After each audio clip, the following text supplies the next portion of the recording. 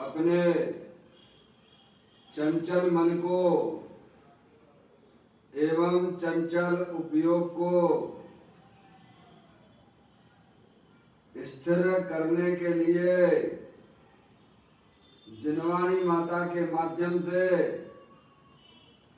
अपनी वर्तमान ज्ञान की पर्याय में सम्यक भेद ज्ञान उत्पन्न करते हुए शरीर और शरीर से भिन्न जितने भी चेतन अचेतन पदार्थ हैं उनका मुझ भगवान आत्मा से किसी भी प्रकार का कोई संबंध नहीं है। इस प्रकार समस्त पर पदार्थों में अपने संबंध की वृत्ति को छोड़ते हुए अंदर में जो अखंड ज्ञान ज्योति स्वरूप भगवान आत्मा है उसमें ही अपनी वर्तमान पर्याय का संबंध जोड़ते हुए कि मेरा ये भगवान आत्मा सदा काल शरीर आदि पर पदार्थों से भिन्न प्रगट अखंड ज्ञान ज्योति स्वरूप है। ऐसा अपने आप को जानो और ऐसा ही अनुभव करो कि वर्तमान में ही मेरा ये भगवान आत्मा शरीर आदि पर पदार्थों से भिन्न प्रगट अखंड ज्ञान ज्योति स्वरूप ही है।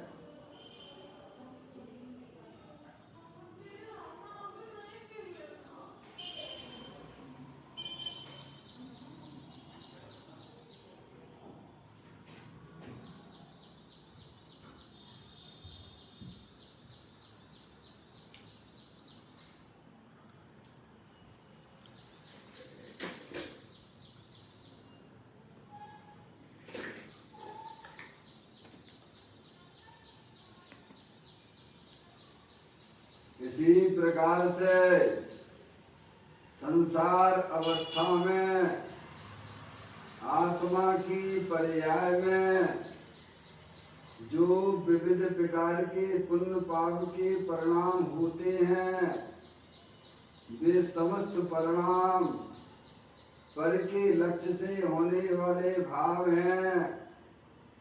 वे हमारे आत्मा का स्वभाव नहीं है।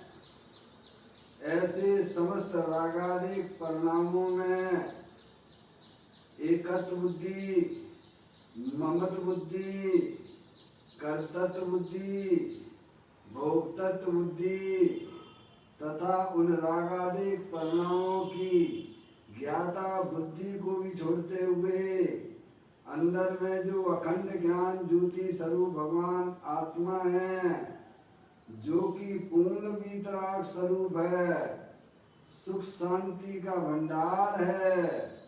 ऐसे ज्ञायक प्रभु परमात्मा में शरीर रागादि का लक्ष्य छोड़ के मैं तो तीनों काल शुद्ध वीतराग विज्ञान घन स्वरूप ज्ञानानंद मूर्ति स्वरूप भगवान आत्मा हूँ।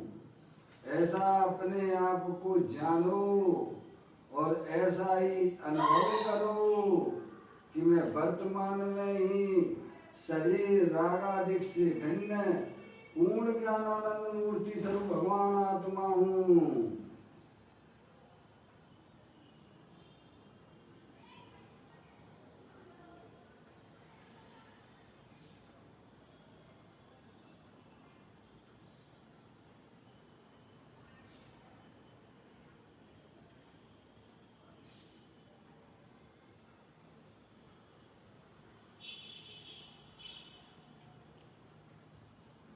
इसी प्रकार से संसार अवस्था में आत्मा की पर्याय में जो विविध प्रकार के परलक्षी ज्ञान की पर्याय उत्पन्न होती है वह भी इंद्रिय जनित ज्ञान है, वह आत्मा का स्वभाव नहीं है। ऐसे समस्त परलक्षी ज्ञान में भी सम्यक भेद ज्ञान उत्पन्न कीजिए कि मेरा ये भगवान आत्मा शरीर रागादिक परिणतियां और परलक्षी ज्ञान की पर्याय से विभिन्न एकमात्र अखंड ज्ञान ज्योति स्वरूप है, ऐसा अपने आप को जानो और ऐसा ही अनुभव करो कि वर्तमान में मेरा ये भगवान आत्मा शरीर रागादिक और परलक्षी ज्ञान की पर्याय से विभिन्न एकमात्र अखंड ज्ञान ज्योति स्वरूप है।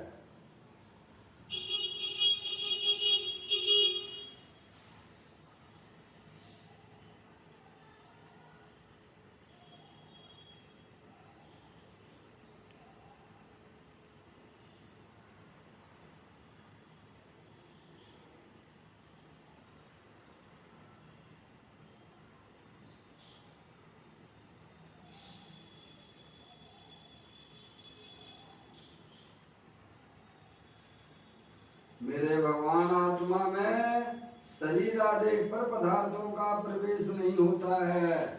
मेरे भगवान आत्मा में राग आदि परिणतियों का भी प्रवेश नहीं होता है।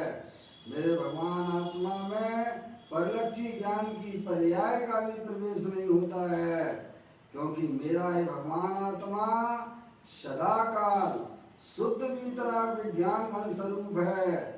ऐसा अपने आप को जानो और ऐसा ही अनुभव करो कि वर्तमान में मेरा ये भगवान आत्मा शरीर रागादिक और खंड खंड ज्ञान की पर्याय से विभिन्न एकमात्र अखंड ज्ञान ज्योति स्वरूप है।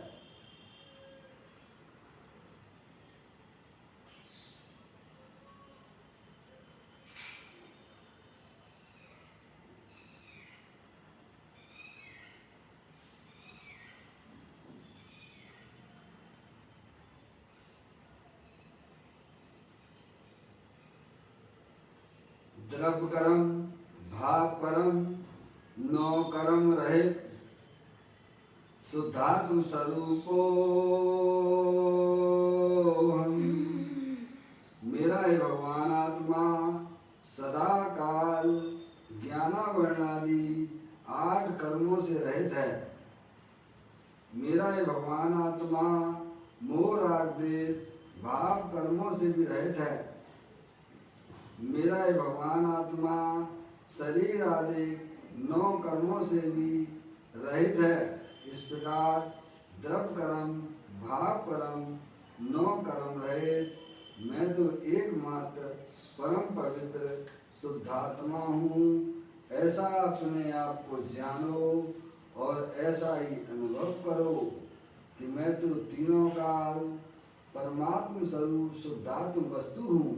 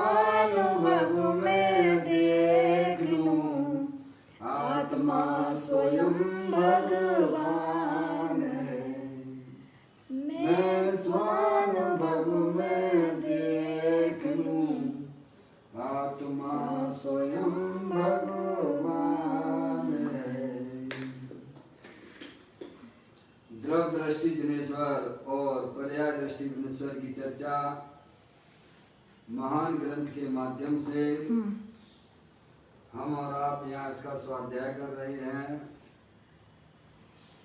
आज का बोल है 994 नंबर का बोल है। सभी लोग निकाल लीजिएगा। मैं यहाँ पढ़ना प्रारंभ करता हूँ। जिसे शुभ की रुचि है उसे विषयों की ही रुचि है, क्योंकि शुभ की रुचि वाले को उसके फल में पुण्य की सामग्री मिलेगी, तब उसी में वह लीन हो जाएगा। इसीलिए वास्तव में तो शुभराग का प्रेमी वह विषयों का ही प्रेमी है। फिर भले ही वर्तमान में उसने राजपाट आदि छोड़कर द्रव्य धारण कर लिया हो। धर्मात्मा को तो पुण्य तथा पुण्य की सामग्री काले नाग जैसी लगती है। इसीलिए उससे छूटने के लिए वह अंतर्मुख प्रयत्न करता है। अस्थिरता के कारण धर्मात्मा को शुभ विकल्प आते हैं, परंतु उनकी रुचि नहीं होती। राग का रुचि पूर्वक सेवन वह आत्म स्वरूप से विरुद्ध आचरण होने से व्यभिचार है।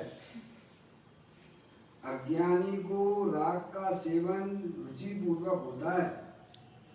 धर्मात्मा को तो स्वभाव की रुचि होती है। बड़ी सुंदर बात यहाँ पर पूज्य गुरुदेव जी बोल के माध्यम से हमें यह समझाने का प्रयत्न कर रहे हैं। आत्मा की पर्याय में जो स्वभाव की उत्पत्ति होती है, दया, दान, पूजा, भक्ति आदि के परिणाम, अनुव्रत, महाव्रत आदि के परिणाम, वे सब स्वभाव कहलाते हैं। और आत्मा की पर्याय में हिंसा के, झूठ के, चोरी के, कुशील के, परिग्रह आदि के परिणाम, पंचेंद्रिय के विषयों के हैं भाई साहब, भोग के परिणाम, ये सब अशुभ परिणाम कहलाते हैं। शुभ परिणाम जो है वे पुण्य कर्म की प्रकृतियां उससे बनती हैं, और अशुभ परिणामों के निमित्त से आत्मा के साथ में पाप रूपी कर्मों की प्रकृतियां बनती हैं।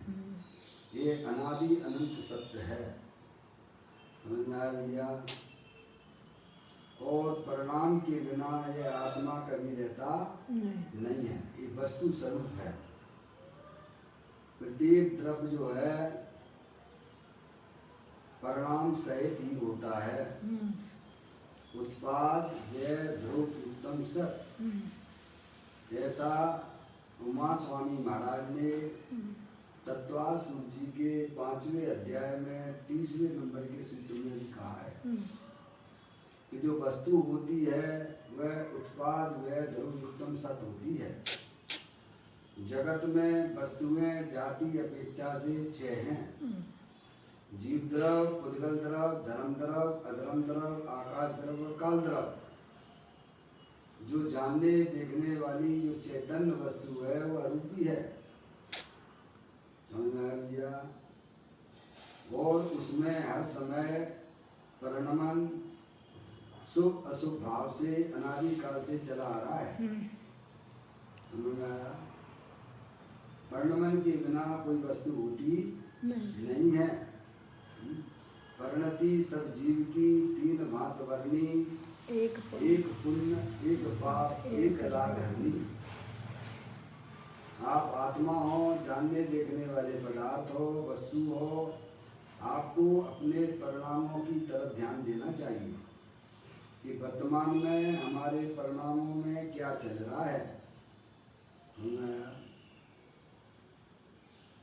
तो कहते हैं जिसे शुभ की रुचि है उसे विषयों की ही रुचि है। शुभ की यानी दयादान, पुण्य का परिणाम, शुभ भाव का परिणाम, कसाय की मंदता का परिणाम, है। वैसे भगवान की पूजा भक्ति आदि करने से भाई साहब मुझे जो है स्वर्ग मिलेगा, अच्छी पर्याय मिलेंगी। जिसको इस प्रकार की अंदर में रुचि जागृत है, समझ गया, वह वास्तव में पंच इंद्रिय के विषयों को ही चाहता है। क्या कहा? पाप की रुचि वाला तो नरक निकुंज में जाएगा ही जाएगा। पाप की रुचि वाले जीव हैं, पंच इंद्रिय के विषयों में जो मस्त हो रहे हैं कि भाई साहब मनुष्य पर्याय मिली है, खूब खाओ पियो, लड़ाई झगड़े करो, कसाई करो, वह जीव तो नियम से नरक निकुंज में जाने वाला है। वो तो महापापी है ही। कुछ अपना आत्म कल्याण की दृष्टि से भगवान की पूजा भक्ति आदि में जुड़ते हैं। समझ गए कि मनुष्य पर्याय मिली है तो भाई साहब अपन को धर्म कर्म करना चाहिए, अभक्ष का सेवन नहीं करना चाहिए। सही बात है, अभक्ष का सेवन करना पाप का परिणाम, समझ गया नहीं यार?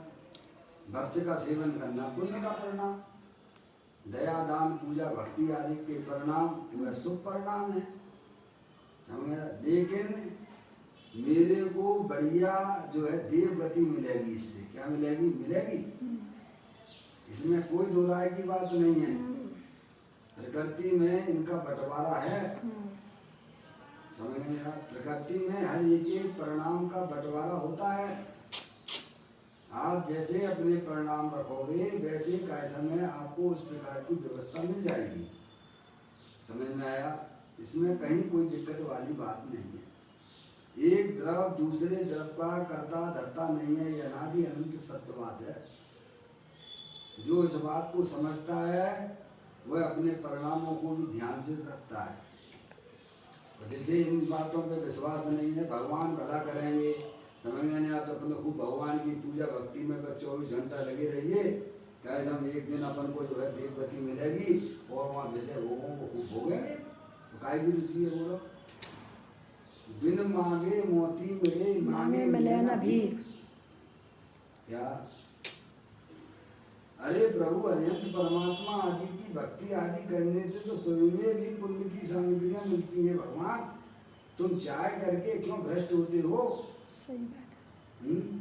और अपनी आत्मा को भक्ति करो, अपनी आत्मा को जानो, तो आपको अपनी आत्मा भी मिलेगी साथ में और पुण्य कर्म भी उत्कृष्ट जाति का मिलेगा। बोलिए भाई साहब, कहाँ दिक्कत वाली बात है इसमें? क्या? अपनी आत्मा की रुचि, अपने आत्म कल्याण की रुचि।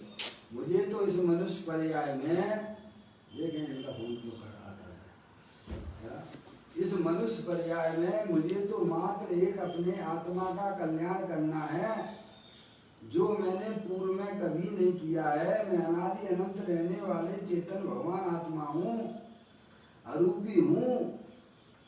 मुझे पंच परमेष्टि का समागम मिला है। मुझे तो मात्र एक अपने आत्मा का कल्याण करना है, मात्र अपने आत्मा के स्वरूप को समझना है। ऐसी जहाँ दृढ़ता होती है तो पुण्य के तो पाप के पीछे पीछे भागते हैं। पुण्य के परिणाम, पाप तो आपकी पर्याय में दूर भाग जाता है। पुण्य कमाने की भी अकल होना चाहिए। समझ में आया भैया? सही बात है। अरे किसान जो है खेती करता है, काय के लिए करता है? भूसे के लिए करता है कि दाने के लिए करता है? उसकी दृष्टि किसमें रहती है?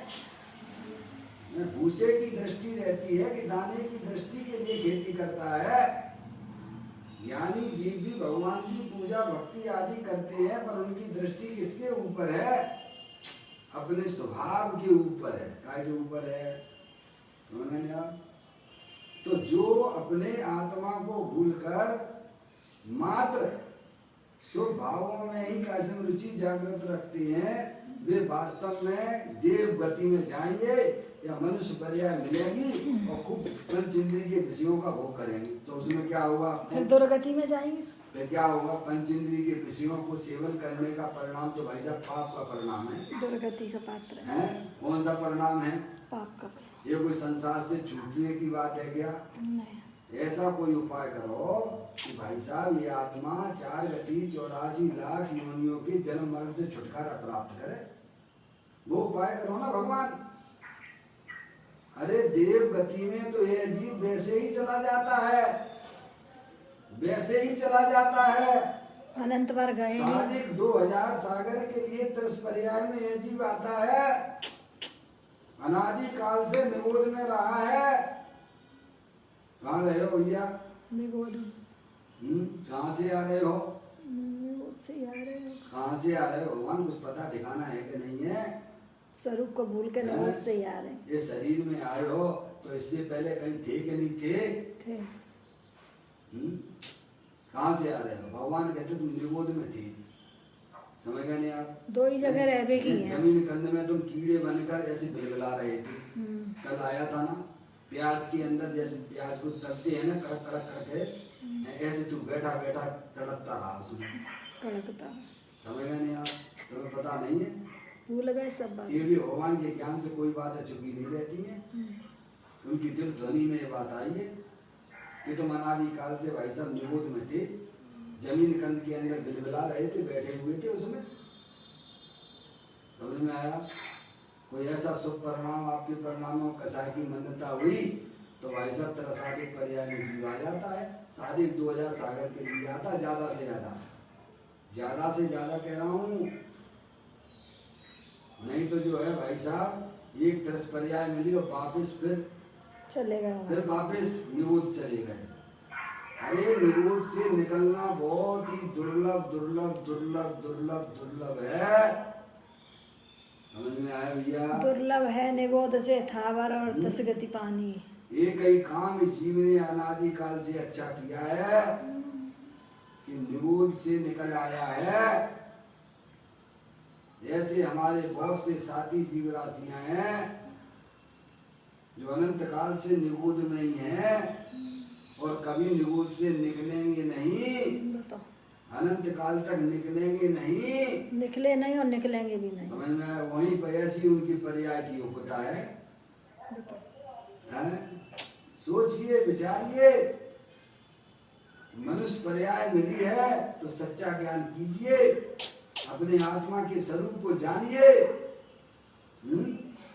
तो कहते हैं स्वर्ग में तो जीव वैसे ही चला जाता है, 2000 सादिक 2000 सागर के लिए आया, 1360 अथवा 1260 तो स्वर्ग में जाता है। जाता ही है, जाता ही है। तो सिद्धांत है अगर अधिकतम 2000 सागर के लिए जीव आया तो नियम से सिद्धांत है कि यह जीव 1260 अथवा 1360 सागर स्वर्ग में रहता है। और बचे हुए 760 अथवा 640 640 या 740 यह जीव नरक में रहता है। ये बंटवारा 2000 सागर का है। स्वर्ग से ज्यादा नरक से ज्यादा स्वर्ग में रहता है। समय में आगे भैया। और सादिक में, सादिक यानी तोड़ादिक, यह जीव 2 इंद्रिय पर्याय, 3 इंद्रिय पर्याय, 4 इंद्रिय पर्याय, असंगी पर्याय और संगी त्रियंश की जो हमारे सामने दिखती हैं कीड़े मकोड़े वगैरह। समझ में आया? वो सादिक में है वे, काय में है वे? सादिक में। त्रियंश की 2 इंद्रिय आदि पर्याय भी सादिक में है, कोई मनुष्य पर्याय भी सादिक में है। ये तुम्हारे जो है 2000 सागर तो वही निबट गए तुम्हारे। और ये जीव अनंत बार, एक बार नहीं अनंत बार स्वर्ग में गया। समझ गए आप? इसीलिए कहते पुण्य के पीछे ना पड़ो, ऐसा काम करो कि पुण्य तुम्हारे पीछे भागने लगे। क्या कहा? सही बात है। अंतर्मुखी का पुरुषार्थ करो। समझ में आया भैया? बिन मांगे मोती मिले, मांगे मिले ना भीख। जो अपनी आत्मा की रुचि अंदर में जागृत करते हैं उनको पुण्य उनके पीछे पीछे भागता है। पुण्य की तो बाढ़ आती है। आत्मा तो उसे सहज रूप से उपलब्ध हो जाती है। भगवान ऐसा कोई उपाय अपनी ज्ञान की पर्याय में करो। नर भव मिला है मैं अपूर्व कार्य करूंगा, पाया जिन शासन, पाया है जिन शासन, भव का अभाव करूंगा, भव का अभाव करूंगा। ऐसा कुछ अंदर में ऐसी व्यवस्था जमा लो। क्या भाई साहब? आपको ही जमाना पड़ेगी। कोई भगवान करता धरता नहीं है। भगवान तो मार्ग बताने वाले हैं, जनवाणी तो मार्ग बताने वाले हैं, श्री गुरु तो मार्ग बताने वाले हैं। निर्णय आपको करना पड़ेगा। जो निर्णय करेगा वह वर्तमान में सुखी हो जाएगा, सिद्ध भगवान जैसा आनंद मिलने लगेगा। और क्या कहें भगवान, आत्मा तो सिद्ध भगवान जैसा ही है, आनंद स्वरूप है, सुख शांति के भंडार स्वरूप है। तो कहते हैं जिसे शुभ की रुचि है, काय की रुचि है, शुभ की शुभ की रुचि है, वह विषयों की रुचि है। काय की रुचि है उसे, भैया भगवान की पूजा भक्ति करेंगे, हैं भाई साहब, तो अपन कहाँ जाएंगे, स्वर्ग में जाएंगे। हमें एक आध भाव मिल भी जाएगा तो भगवान से तुम्हारा कौन सा कल्याण हो जाएगा। अनंत बार तो तुम स्वर्ग में जा चुके हो। गए ना पहले जी आत्म ज्ञान में ना सुख ले से न पाए। तुम यहाँ पंच इंद्रिय के विषयों के भोग भोग रहे हो, तो सुखी हो कि दुखी हो, ये बता दो मेरे को। दुखी है, दुखी माँ दुखी। अरे यही सोच लो ना भगवान, तुम्हारे पास में जो पंच इंद्रिय के विषय खुले पड़े हुए हैं, उनमें जीव को लगने से दुख होता है कि सुख होता है? किनकी आशा लगाए बैठे हो? हैं वर्तमान में है ना तुम्हारे पास में, सभी तो है पंच इंद्रिय के विषय, हैं स्पर्श इंद्रिय के विषय पड़े हुए हैं। समझ गए? आप दुखी हो, सुखी होते हो, दुखी होते हो, आप देख लीजिएगा। और उसके बाद में तुम्हारा चेतने से भगवान आत्मा पड़ा हुआ है, तुम उसे बिल्कुल जानते ही नहीं हो, पहचानते ही नहीं, तुम्हें उनका परिचय ही नहीं है। समझे ना? एक एक पंचेंद्रिय के विषयों को देख लीजिएगा। यहाँ खा रहे हो तो खाते ही रहिए ना। कौन सा व्यंजन तुम्हें सुख देता है ये बता दो आप, कौन सा स्पर्श इंद्रिय का विषय तुम्हें सुख देता है ये बता दीजिएगा। भोगते हो तो भोगते रहो ना भाई साहब, बैठते क्यों वहां से? अरे विचार करो, थोड़ा विचार करोगे, कर विचार तो पाप शुद्ध बुद्ध चैतन्य समझो। अगर आपको अपनी आत्मा का कल्याण करना हो, अपनी शक्तियों को पहचानिए, उन्हें पर्याय में व्यक्त कीजिए। ये आत्मा का धर्म है,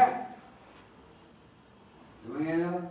इसीलिए पुण्य की रुचि छोड़ो, पाप की रुचि तो हमारे हृदय में, हमारे ज्ञान की पर्याय में आना ही नहीं चाहिए।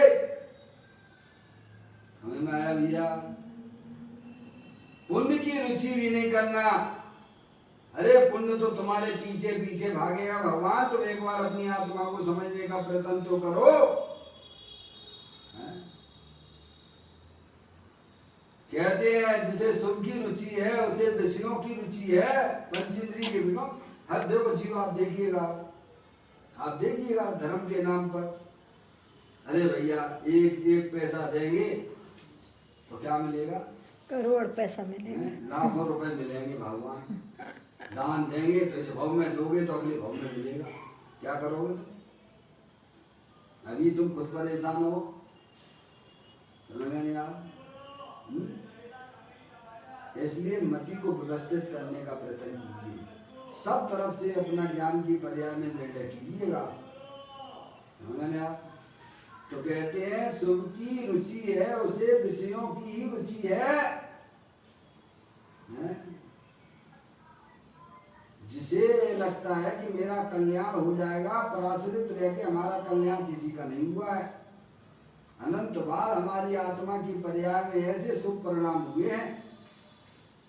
मुनि व्रत धार अनंत बार ग्रहवक उपजायो, पे निज आत्म ज्ञान बिना सुख लेस न पायो।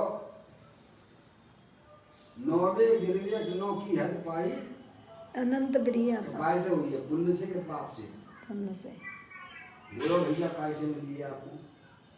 ये तो आगम की बातें हैं ना, केवली परमात्मा की ज्ञान में आई हुई बातें हैं ना। नौवे गिरवे नो की हद पाई अनंत प्रिया, एक बार नहीं अनंत प्रिया गए हो तुम, और फिर भी वही गंदा काम करते हो। क्या फिर भी हम बैर की पराश्रित रहना गंदा काम है, स्वाश्रित रहना ये अच्छा काम है। पराश्रित रहना अच्छी बात नहीं है। आपके घर में बच्चे हों, बच्चियां हों, आपके आश्रित ही रहें तो आपको कैसा लगेगा? आपके घर के सदस्य आपके आश्रित हों तो आपको कैसा लगेगा? अच्छी बात है क्या? बहुत गंदी बात है। स्वाश्रित रहना, अपने आत्मा का पहचान करके अपने आत्मा के आश्रय से रहना, ये पर्याय का धर्म है। पर्याय का धर्म अपने द्रव्य के आश्रय से रहने का है, पर द्रव्य के आश्रय से रहना ये पर्याय का धर्म नहीं है भगवान। इसे तो अभी कहने वाले हैं, वह तो भाई साहब क्या विचार है, अभी इसमें दिया है, आगे दिया गया है। पर्याय पर द्रव्यों के आश्रय बैठी हुई है, वह तो विचार का दोष लगता है। पर्याय का अपने त्रिकालिक ध्रुव भगवान आत्मा के आश्रय रहे, वह उसका वास्तविक स्वरूप है। तो कहते हैं शुभ की रुचि है उसे विषयों की रुचि है, क्योंकि शुभ की रुचि वाले को उसके फल में पुण्य की सामग्री मिलेगी। क्या मिलेगी? क्या मिलेगी? पुण्य की सामग्री। भगवान की पूजा है, भक्ति है, अब भक्ष खाने का परिणाम नहीं है, भक्ष खाने का परिणाम है रात्रि में आप भोजन नहीं करते हो, दिन में भोजन करते हो, वो आपकी कसाय की मनता रूप परिणाम है, शुभ परिणाम है। ज्ञानी जीवों की पर्याय में भी इस प्रकार के भाव होते हैं, पर उनको उसकी रुचि नहीं होती है। रुचि तो एक अपने चैतन्य भगवान आत्मा की रहती है।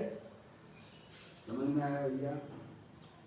तो यही यहाँ समझाने का प्रयत्न किया जा रहा है, सुख की रुचि वाले को उसके फल में पुण्य की सामग्री मिलेगी। आज आपको जो भी सामग्रियां मिली है, बोलो भाई साहब, काय से मिली है?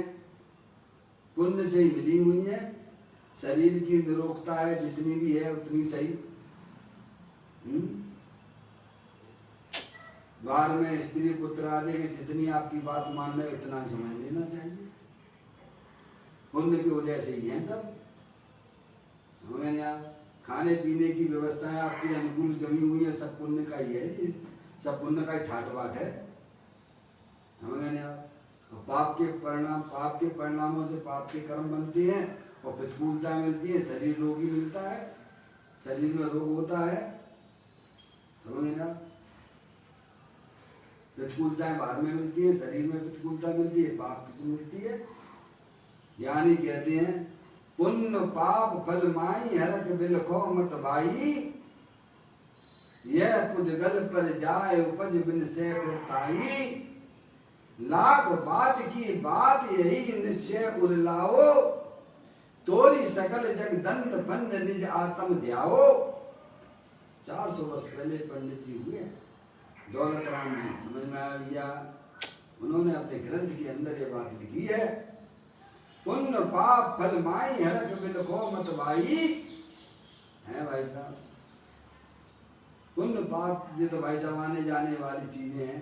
तुम शाश्वत भगवान आत्मा हो, दोनों भाई साहब शाश्वत भगवान आत्मा हो, जानने देखने वाले हो, अनंत शक्तियों के भंडार वाले हो। तुम्हें खबर तक नहीं है, जो माँ जलवाणी माता तुम्हें बता रही है, तुम उसका निर्णय करो ज्ञान की पर्याय में। स्वाश्रित होने का स्वाश्रित रहना। हर माता पिता अपने बच्चे को स्वाश्रित की विद्या देते हैं, स्वाधीनता की विद्या देते हैं। कोई भी माता पिता अपने बच्चे को पराधीनता की शिक्षा नहीं देते हैं।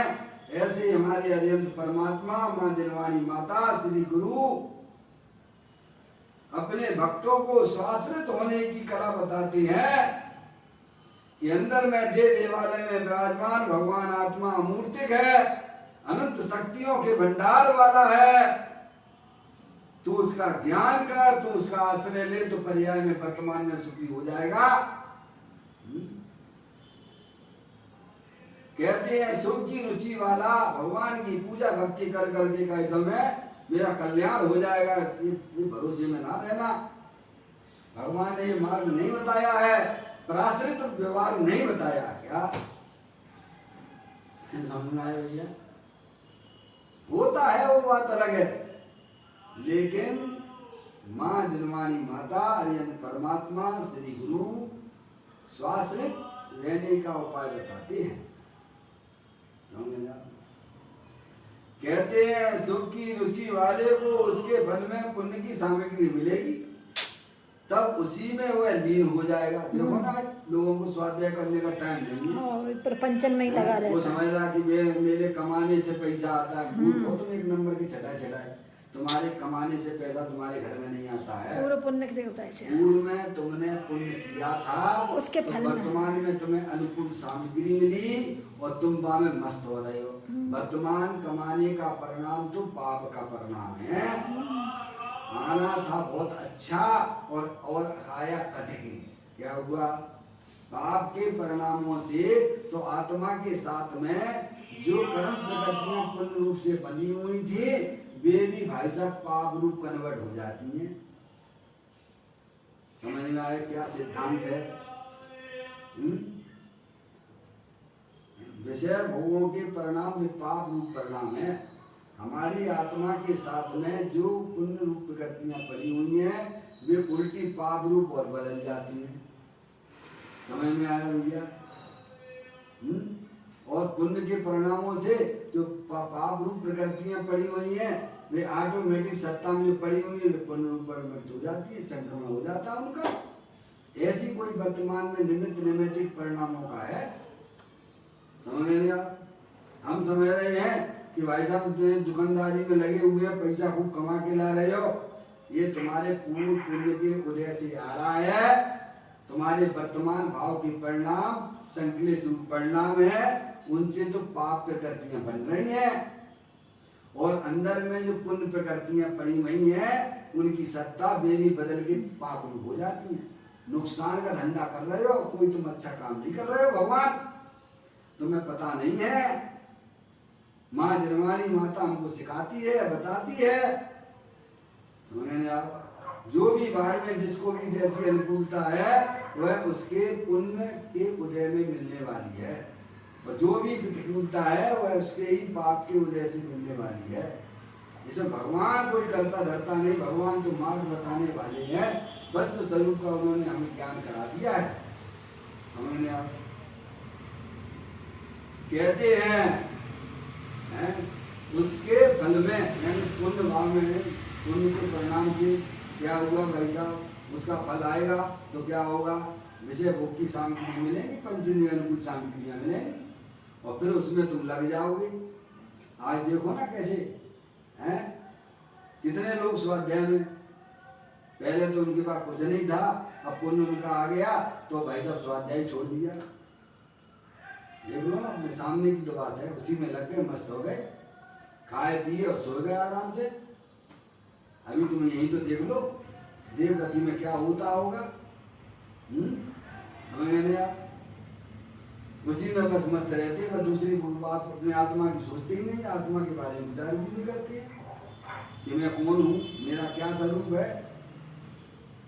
कितने जी विचार करते हैं बताओ? 2% भी नहीं करते लोग, सबने राटो दरी लगे हुए हैं। मोक्ष मार्ग प्रकाश में पंडित टोडर नंदी साहब लिखते हैं, वे कहते हैं जैसे नदी का भाव मंद पड़ता है, अगर उसमें वो तैरने का उपाय करेगा तो निकल जाएगा और तीव्र पानी का भाव आएगा, उसमें उसका पुरुषार्थ काम नहीं करेगा तो बह जाएगा पानी के साथ में। ऐसे ही हमारे पास में अभी ये समझना चाहिए पानी का तीव्र मंद भाव चल रहा है, कसाई की मंदता है, सब तरह की व्यवस्थाएं हैं आपके पास में, लेकिन अभी हम अपने आत्मा के बारे में कुछ चिंतन विचार करते ही नहीं है। नहीं करते तो तीव्र पाप का उदय आ जाएगा। फिर क्या करोगे? बाद में प्रतिकूलता आ गई, शरीर में रोग हो गया, कोरोना हो गया, अब क्या करोगे भगवान? फिर उसी को देखते देखते संकलित परिणाम करोगे।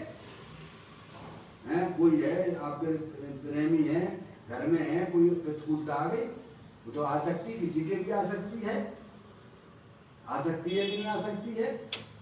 और आपका तीव्र राग है तो बस उसी में उपयोग लगा रहेगा, उसकी प्रतिकूलता को दूर करने में लगे रहोगे, या वो तुम्हारे पास आ जाएगा या तुम उसके पास चले जाओगे। कहाँ फिर तुम्हारा उपयोग लगेगा बताइए? अभी सब चीजें अनुकूल है, तत्व का ज्ञान कर लो भगवान।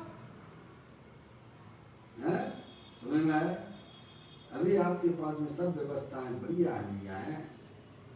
अरे पाप के उदय तो उनके हैं, इनके नारकी जीवों के हैं, जिन्हें एक दाना नहीं मिलता खाने को, सागरों तक रहते हैं। वहां की मिट्टी भी इतनी कर्कश दुर्गंध युक्त है कि भाई साहब अगर मिट्टी यहाँ आ जाए तो लाखों योजन के यहाँ पे जीव मर जाए उसकी दुर्गंध से। वो है पाप का उदय। तो उनका पाप का उदय उनका है त्रियंच गति वालों जीवों का है। समझ में आए? पेट भरने के लिए भोजन तक नहीं मिलता है। तुम्हारा तो पुण्य का उदय ही है, तुम लेकिन पंच इंद्रिय के विषयों में फंसे हुए हो।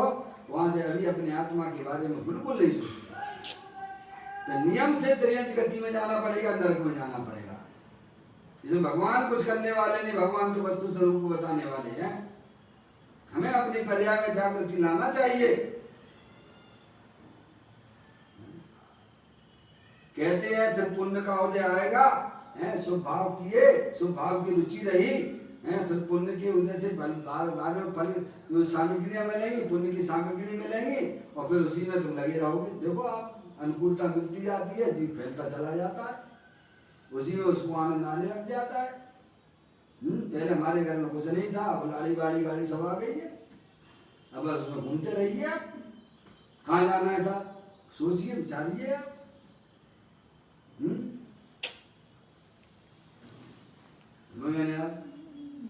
तो कहते हैं उसके फल में पुण्य की सामग्री मिलेगी, तब उसी में वह लीन हो जाएगा, मतलब उसी में वह लगा रहेगा।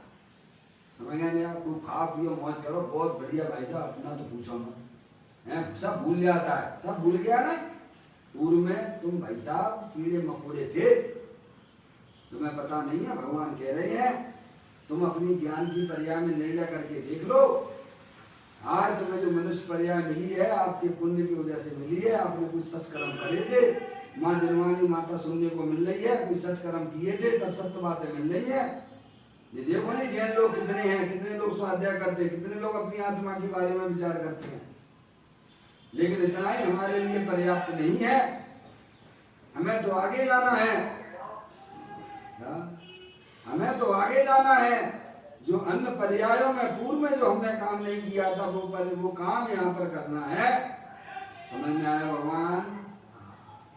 केवल मात्र पुण्य की रुचि रखकर हम संतुष्ट ना हो जाए, पाप की तरफ तो जाना ही नहीं, लेकिन पुण्य में भी हम संतुष्ट ना रहें, उसमें रह के अपनी आत्मा की कल्याण के बारे में सोचें, अपनी आत्मा का ज्ञान करें। जो भगवान कहते हैं कि तेरा भगवान आत्मा शरीर में रहकर भी शरीर से भिन्न है, अमूर्तिक है, ज्ञानानंद मूर्ति स्वरूप है, शाश्वत है, न जन्मता है न मरता है, जिसने राख को भी छुआ नहीं है, ऐसा चेतन भगवान आत्मा देवर में विराजमान है।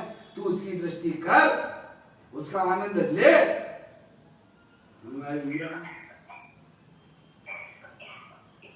कहते हैं वास्तव में तो शुभ राग का प्रेमी वह विषयों का ही प्रेमी है। काय का प्रेमी है? काय का प्रेमी है भगवान? विषयों को, पंच इंद्रिय के विषयों को ही चाहता है अंदर में। समझ गए नहीं आप? फिर कहते हैं फिर भले ही वर्तमान में उसने राजपाट आदि छोड़कर द्रवलिंग धारण किया हो। क्या राजपाट मिल गया, बढ़िया मिल गया। देखो आप बच्चे, प्रधानमंत्री के यहाँ भी बच्चे पैदा होते, गरीब के यहाँ भी पैदा होते हैं। होते हैं कि नहीं होते हैं? एक का पुण्य का उदय, एक का पाप का उदय है। ये तो हमारे सामने सब बातें हैं कि नहीं है? और फिर राजपाट मिलेंगे गया पुण्य के उदय से। क्या कहते? फिर भले ही वर्तमान में उसने राजपाट आदि छोड़कर द्रवलिंगी धारण कर लिया। क्या है? फिर मुनि बन गया वो बाद में। भले धर्मात्मा को तो पुण्य तथा पुण्य की सामग्री काले नाग जैसी लगती है। जो धर्मात्मा व्यक्ति है, ज्ञानी जीव है, जिसने वस्तु स्वरूप को समझा है, उसे तो पुण्य तथा पुण्य की सामग्री काले नाग जैसी लगती है। कैसी लगती है? जैसे कि आपके घर में काला नाग आ जाए ना, कैसा लगता होगा बोलो? ऐसी ज्ञानियों को बाहर की अनुकूलता है, समझ गए आप? पुण्य के उदय में मिलने वाली सामग्री काले नाग जैसी लगती है। उनके लिए तो पाप का उदय ही उन्हें अच्छा लगता है कि कम से कम जो है भाई साहब हम अपनी आत्मा के पास में बैठ के हैं, अब आत्मा के अंतर्मुखी होकर अपनी आत्मा का सेवन करेंगे, पुण्य का उदय रहेगा। भाई साहब शरीर स्वस्थ है तो इधर जा रहे उधर जा रहे, इनके रिश्ते करवा रहे उनके रिश्ते करवा रहे, समझेंगे नहीं आप, वही पाप बढ़ जाएगा भाई, समझेंगे नहीं आप। पाप का उदय आएगा भाई साहब, शरीर का अंग अंग कट गया, हाँ समझ नहीं आप, हाथ कट गया कुछ भी हो गया, वो कहता बहुत बढ़िया भाई साहब, अब उपयोग इधर उधर भ्रमित होता था, अब कम से कम अपनी आत्मा में तो लगे वो क्या ये सुनने में अटपटी लगती होंगी पर वास्तविकता यही है। ज्ञानियों को बाहर की अनुकूलता काले नाग जैसी लगती है क्योंकि उसमें उपयोग के फंसने के चांसेस बहुत होते हैं। और यहाँ पर पाप के उदय में तो उसे लगता है कि भाई साहब देखो ना, अब जैसे कोरोना का काल चल रहा है, यहाँ पे कोरोना का काल चल रहा है कि चल रहा है, ज्ञानियों के लिए तो ऐसा लगता है बहुत बढ़िया बहुत अच्छी बात है, भगवान है तो पाप का उदय बाहर में, लेकिन उसके लिए तो सोने में सुहागा हो गया क्या। अब अपनी आत्मा की खूब, अपनी आत्मा ना कहीं आना ना कहीं जाना, अपने घर में पड़े रहना, तत्व ज्ञान तो है ही तुम्हें, अपने आत्मा का आनंद पीते रहना, तो तत्व ज्ञान है ना उसके पास में, इतनी दौड़ धूप बच गई ना, है समझ में नहीं आप। तो पाप का उदय ज्ञानियों को लिए बड़ा अच्छा लगता है एक प्रकार से, और पुण्य के उदय तो वास्तव में ज्ञानियों को काले नाग जैसे लगते हैं। देखो ना आपके सनत कुमार मुनराज 700 वर्षों तक उनके जो है शरीर में रोग रहा, वो लोग था कि नहीं था, पाप के उदय में हुआ था कि पुण्य के उदय में हुआ था भगवान। शरीर में रोग होता है तो पुण्य के उदय से होता है कि पाप के उदय से होता है, पाप के उदय से रहता है, लेकिन उन्हें कोई तकलीफ नहीं है, क्या समझ में आया, उन्हें कोई तकलीफ नहीं है। तो आप पूरी बात बोलो, कुछ बोलना चाहते हो तो है? लेकिन उन्हें कोई तकलीफ नहीं है उससे, जबकि पास उनके पास में रिद्धियां भी थी, अगर उसको जो है थूक दे उस पर अपना थूक, अगर जो है शरीर पर थूक दे तो कंचन जैसा हो जाए, लेकिन नहीं ऐसी रिद्धि थी कि नहीं उनके पास में, लेकिन उसका उपयोग नहीं करते हैं। ज्ञानियों को पुण्य के उदय में मिलने वाली सामग्रियां चक्रवर्ती की संपदा, इंद्र सरी के भोग और काक बीट सम गिनत है सम्यक दृष्टि लोग। पुण्य के उदय में तो भाई साहब उपयोग जो है इधर उधर भागेगा, समझ में आया। पाप के उदय में तो नहीं कर, पाप के उदय में तो समझने के भी चांस है भगवान, पुण्य में तो गाफिल हो जाता है ना, गाफिल हो जाता है, कुछ शुद्ध पद नहीं रहता। कहते हैं धर्मात्मा को तो पुण्य तथा पुण्य की सामग्री काले नाग जैसी लगती है, इसीलिए उससे छूटने के लिए वह अंतर्मुख प्रयत्न करता है। क्या करता है? भरत जी घर में ही बैरागी, क्या है भरत जी घर में ही बैरागी, भरत जी समय दृष्टि थी कि नहीं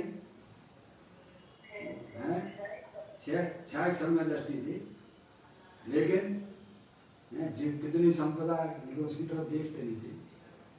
नेमिनाथ भगवान मुनि ग्रस्त अवस्था में वो लोग 3 ज्ञान के धनी थे कि नहीं थे, बचपन से ही होते हैं या 3 ज्ञान के धनी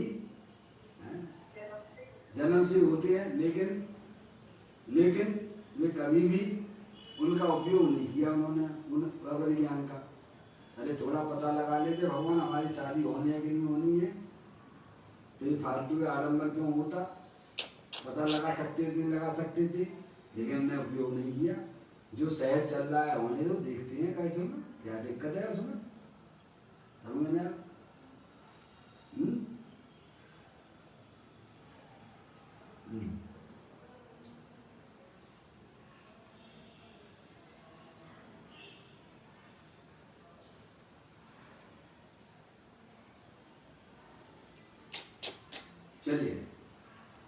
क्या कहते हैं कि पुण्य की सामग्री काले नाग जैसी लगती है। कौन को? सम्यक दृष्टि को, ज्ञानियों को, जिसने वस्तु स्वरूप समझा है, जिसने अपनी आत्मा को जाना है, उसे बाहर की पुण्य की सामग्री काले नाग जैसी लगती है, क्योंकि उसमें उसको फंसने के चांसेस बहुत हो जाते हैं, इसी से काला नाग लगता है पुण्य की सामग्री।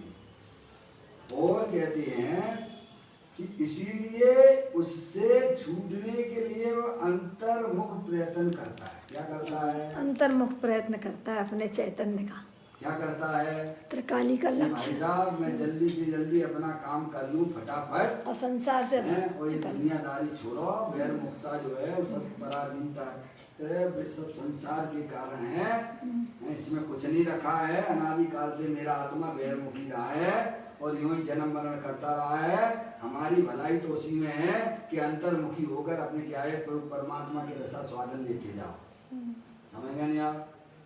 पता नहीं कब कैसा क्या समय आ जाए, इसीलिए अपना पुरुषार्थ और तीव्र बढ़ाता है। क्या बढ़ाता है? समझ में आया?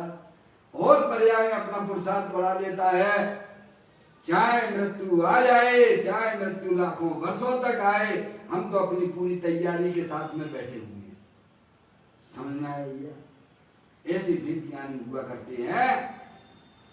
अंतर्मुखी उपयोग को है लिखा ना, अंतर्मुख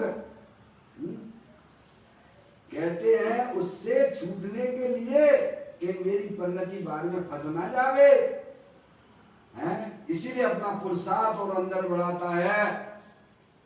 ये अंदर का पुरुषार्थ ज्ञानी समझते हैं, अज्ञानियों को कुछ पता नहीं है, उन्हें आत्मा का पता नहीं है। भगवान ये तो शरीर को ही आत्मा माने बैठे हुए हैं, शरीर है तो मैं हूं। समझ गया? थोड़े बहुत चलेगा, भगवान के दर्शन करेगा, क्या होने वाला तुम्हारा उससे? अनंत बार तो तुम मुनि व्रत धारण कर चुके हो, अभी तो कुछ भी नहीं कर रहे तुम यहाँ पे, और अपना कल्याण माने बैठे हुए हो। बहुत बड़ी भूल में पड़े हुए भगवान। कहते हैं कि धर्मात्मा को तो पुण्य तथा पुण्य की सामग्री काले नाग जैसी लगती है, इसीलिए उससे छूटने के लिए, काय के लिए कि बाहर में हमारा उपयोग कहीं फंस ना जावे, तो अंदर में अपना पर्याय में पुरुषार्थ जागृत करता है। क्या करता है? उससे छूटने के लिए अंतर्मुख प्रयत्न करता है और अपने पुरुषार्थ को अंदर बढ़ाता है। किधर? अपने गायक प्रभु परमात्मा की तरफ बढ़ता चला जाता है। समझ में आया भैया? उसे सब पता है, सब पता है उसे। देखो ना कैसे कैसे परिणाम हो जाते हैं। 11वें गुण स्थान से जीव बन जाता है। भावलिंगी संत हैं, क्या समय 5 पांडव थे, भावलिंगी संत थे, 2 चले गए वहां पे स्वर्ग में चले गए, 3 मुक्ति को प्राप्त हो गए। समझ गए आप? सब उसको वस्तु स्वरूप का ज्ञान है, इसीलिए वह उसमें किसी प्रकार का कैसे शिथिलता नहीं रखना चाहता है। अंतर्मुक्ता में किसी प्रकार की कोई शिथिलता रखना उसे पसंद नहीं है। समझ में आ गई भैया? उसका पुरुषार्थ तो अंतर्मुखी उपयोग के द्वारा अपने गायक प्रभु परमात्मा का अवलंबन लेना, आश्रय लेना, अपने आनंद की अस्थि की मस्ती में मस्त रहना, ये पर्याय का धर्म है। कहते हैं अंतर्मुख प्रयत्न करता है। अस्थिरता के कारण धर्मात्मा को सुख विकल्प आते हैं। अब चारित्र की बात की है, ज्ञानी तो हुआ, वस्तु स्वरूप का ज्ञान तो हुआ, पर्याय में श्रद्धान भी हुआ कि मैं मनुष्य नहीं हूं, मैं स्त्री नहीं हूं, मैं शरीर वाला नहीं हूं, मैं तो एकमात्र अखंड ज्ञान ज्योति स्वरूप भगवान आत्मा हूं। तो दर्शन मोहिनी तो दूर हुआ, अभी चारित्र मोहिनी संबंधी अस्थिरता शेष रह गई है। समझ में आ लिया? मोहिनी 2 प्रकार, मोहिनी के 2 भेद किए गए हैं आगम में, दर्शन मोहिनी और चारित्र मोहिनी। दर्शन मोहिनी तो ज्ञानियों का दूर हुआ है, क्योंकि वह अपने आप को आत्मा रूप से स्वीकार किया हुआ है, वो अपने आप को शरीर रूप से स्वीकार नहीं करता है। न मैं स्त्री हूं, न मैं पुरुष हूं, मैं शरीर ही नहीं हूं, मैं 4 गति वाला कोई शरीर वाला नहीं हूं, मैं तो एकमात्र अखंड ज्ञान ज्योति स्वरूप हूं। तो दर्शन मोहिनी तो दूर हुआ, अभी चारित्र मोहिनी शेष रह गया है। अभी उसकी पर्याय में किंचित रागादिक परिणाम रह गए हैं, उनको भी वह जानता है, वो बात बताते हैं। अस्थिरता के कारण धर्मात्मा को शुभ विकल्प आते हैं। क्या है? अब पर्याय की स्थिति बताते हैं। धर्मात्मा जीव है, ज्ञानी है, जिसे अपने आत्मा का अनुभव बरत रहा है, अपने आत्मा की प्रतीति बदल चल रही है, समझ में आया? अभी उसको अस्थिरता के कारण, अस्थिरता के कारण पूर्ण रूप से पर्याय अपने आत्मा का आश्रय नहीं ले पा रही है, समझ में आप? तो अस्थिरता के कारण धर्मात्मा को शुभ विकल्प आते हैं, भगवान की पूजा के, भक्ति के, भक्ष नहीं खाने के, भक्ष खाने के, अनुव्रत के, महाव्रत के परिणाम ज्ञानी जीवों को आते हैं, समझ में आप? अशुभ भाव से बचने हेतु ज्ञानी को शुभ आता, पर वह उसका करता न होता, रहता उसका ज्ञाता। आओ तुम्हें ध्रुव धाम दिखा दूं, दिखला दो ना, आत्म में रमना सिखला दो ना। ज्ञानी जीव है, धर्मात्मा जीव है, वस्तु स्वरूप को जानने वाला है, अपने आत्मा का आनंद लेने वाला है। अभी उसको चारित्र मोहिनी कर्म अभी शेष रह गया है, अभी पूर्ण वीतराग दशा उसकी पर्याय में नहीं आई है, अभी छदमस्त है, समझ में आया भाई साहब? लेकिन उसकी पर्याय में पाप से बचने के लिए भगवान की पूजा के, भक्ति के, अनुव्रत के, महाव्रत आदि के परिणाम आते हैं। वो बात यहाँ पर आपको समझाने का प्रयत्न कर रहे हैं, समझ में आया भैया? कहते शुभ विकल्प आते, परंतु उसकी रुचि नहीं होती है। क्या ये खास बात है?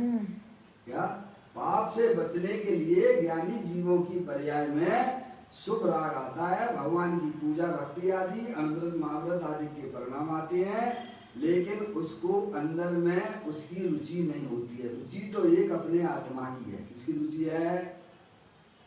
रुचि किसकी है?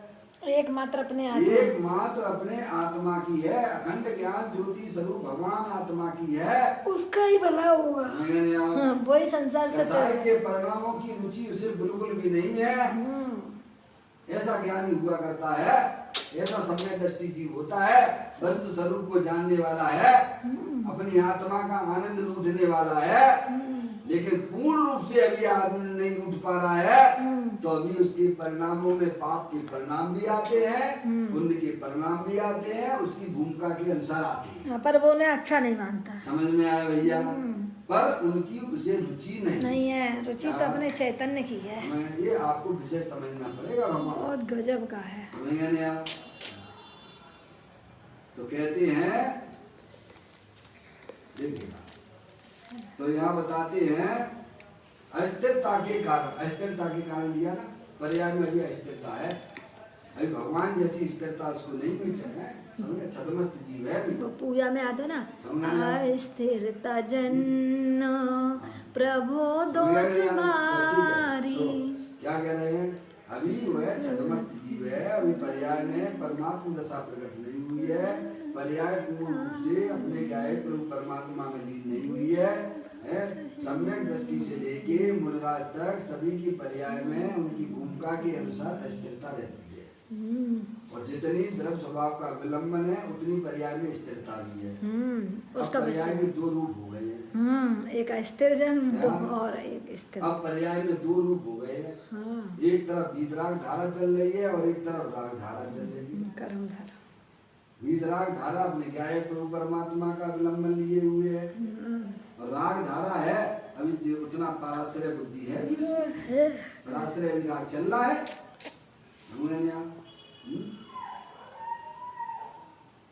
तो कहती हैं, देखिए जूम पे भी प्रॉब्लम चल रही है, मैं अपने यहीं पे पढ़ता हूँ। जूम वाले अगर यहाँ जाएं तो अच्छा है। सुनिए आप, अंतिम चर्चा है बोल की। अस्थिरता के कारण धर्मात्मा के शुभ विकल्प आते हैं, परंतु उसकी रुचि नहीं है। अंदर में शुभ भाव के परिणाम आते हैं, ज्ञानियों को भी आते हैं, पाप के परिणामों से बचता रहता है। भगवान की पूजा भक्ति आदि शुभ कार्यों में वह अपने उपयोग को लगाता भी है। समझ में नहीं आ? लेकिन अंदर में उसे हे बुद्धि रहती है, क्या रहती है? ये पराश्रित रूप भाव है, ये मेरी आत्मा में सुख लाने वाला नहीं है। हाँ, भगवान ने कहा है कि सुख तो तुम्हें अपनी आत्मा के आश्रय से मिलेगा, ऐसा उसको दृढ़ सिद्धांत है। तो कहते हैं अस्थिरता के कारण धर्मात्मा को शुभ विकल्प पाते हैं, परंतु उसकी रुचि नहीं होती है, परंतु उसकी रुचि नहीं होती। ठीक है, अब देखिएगा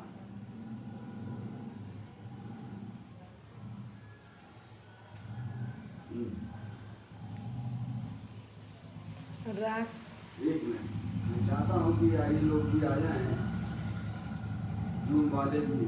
थोड़ा प्रॉब्लम रहती है जूम पर, कोई बात नहीं है, आराम से पढ़ने का समझने का मार्ग है, जल्दबाजी का कोई मार्ग नहीं है। चलिए आगे, वो लोग भी आ गए, जूम वाले भी आ गए। चलिए अब बात चलती है अस्थिरता के कारण वस्तु स्वरूप को जानने वाला है धर्मात्मा, उसे कहते हैं। धर्मात्मा किसे कहते हैं? जो विश्व व्यवस्था को समझता है, अपनी आत्मा को समझता है, अपनी पर्याय को अपने ज्ञाय परमात्मा की शरण में गया हुआ है, वही जीव धर्मात्मा कहलाता है। जिस आत्मा को अपनी पर्याय धर्म का आश्रय नहीं है, वह धर्मात्मा नहीं हो सकता है। बाद में लोग भले उसे धर्मात्मा कहते हो, ठीक है। कहते हैं अस्थिरता के कारण धर्मात्मा को शुभ विकल्प आते हैं, भगवान की पूजा भक्ति आदि के विकल्प आते हैं, परंतु उसकी रुचि नहीं होती। ये खास बात है। क्या रुचि रुचाता तो अब उसको अपना आत्मा ही है। पर्याय में पकड़ तो अपने द्रव्य की है, पर्याय में पकड़ पर्याय की भी नहीं है, पर्याय में पकड़ पर द्रव्य की भी नहीं है, पर्याय में पकड़ इस शरीर की भी नहीं है, पर्याय में पकड़ पर्याय की भी नहीं है। समझ गए आप? पर्याय में पकड़ अपना त्रिकालिक ध्रुव भगवान आत्मा की है, वही समय दृष्टि की होता है। सही बात है। तो कहते हैं शुभ विकल्प आते हैं, परंतु उसकी रुचि नहीं होती है। तो कहते राग का रुचि पूर्वक सेवन वह आत्म स्वरूप से विरुद्ध आचरण होने से व्यभिचार है। क्या कहते हैं? जिन्हें अंदर में राग की रुचि है, उन्हें व्यभिचार का दोष लगता है। क्या? जैसे कोई स्त्री हो, अपने पति को छोड़ के अन्य पुरुषों के साथ में जाती, उसे व्यभिचार नहीं कहते हैं। क्या कहते हैं?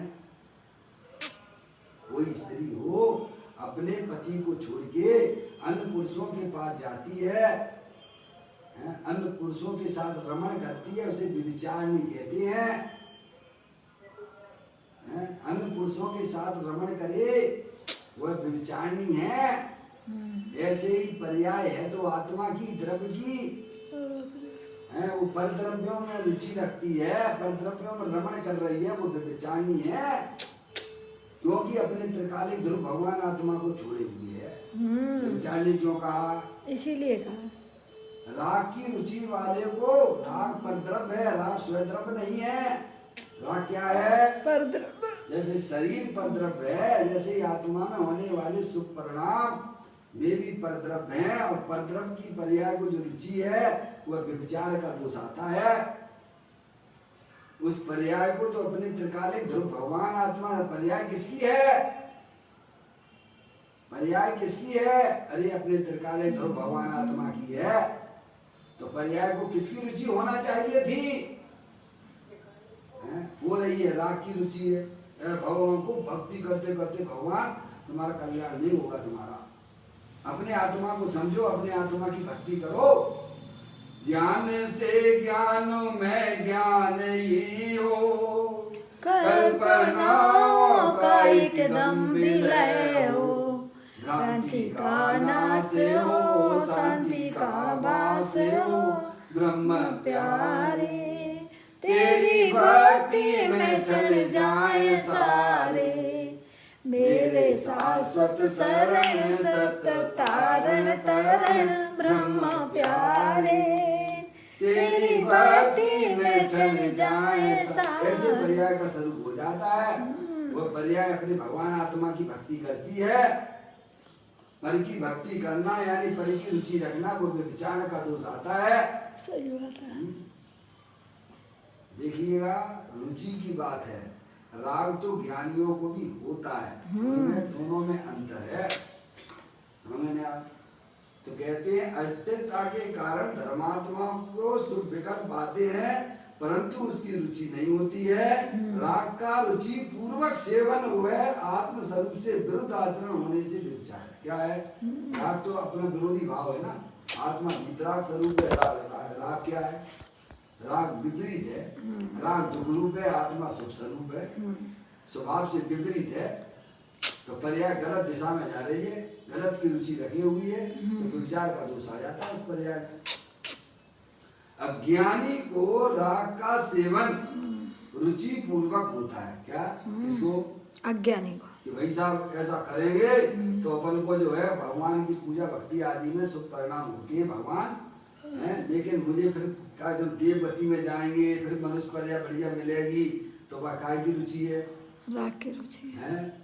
वो पुण्य के फल को चाहता है वास्तव में, है। पुण्य के फल में तो लगने से तो पाप का बंध होता है ना भगवान। समझने आप? तो अज्ञानी को राग का सेवन रुचि पूर्वक होता है। धर्मात्मा को तो स्वभाव की रुचि होती है। किसकी होती है? अपने गायक प्रभु परमात्मा की अंदर में पर्याय में रुचि है। उसे पर्याय में अपने एकमात्र गायक प्रभु परमात्मा की रुचि है। मैं तो एकमात्र अखंड ज्ञान ज्योति स्वरूप भगवान आत्मा हूँ, सिद्ध की सामर्थ्य वाला हूँ, अनंत शक्तियों के भंडार वाला हूँ। मैंने आज तक ना तो शरीर को छुआ है और ना राग को छुआ है। मैं तो पर्याय से भिन्न एकमात्र अखंड ज्ञान ज्योति स्वरूप हूँ। ऐसे गायक प्रभु परमात्मा की धर्मात्मा को रुचि हुआ करती है, क्योंकि वे वस्तु स्वरूप को जानने वाले होते हैं। इस प्रकार से सुंदर बोल हमने आपने सबने स्वाध्याय में किया। अपने परिणामों को पहचान कर, अपनी आत्मा को जानकर, इस संसार सागर से खेलने की कला हमारे ज्ञानियों ने सिखाई है, तो उसे सीख कर इस भव सागर से तोड़ने की बात है।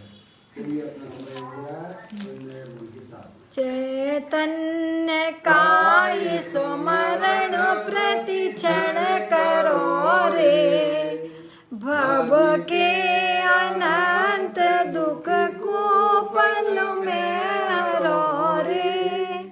अक्षय अनंत निज शोक निदान पाओ, गाओ रे नित इसी के गीत गाओ। नौ बार नमोकार मंत्र।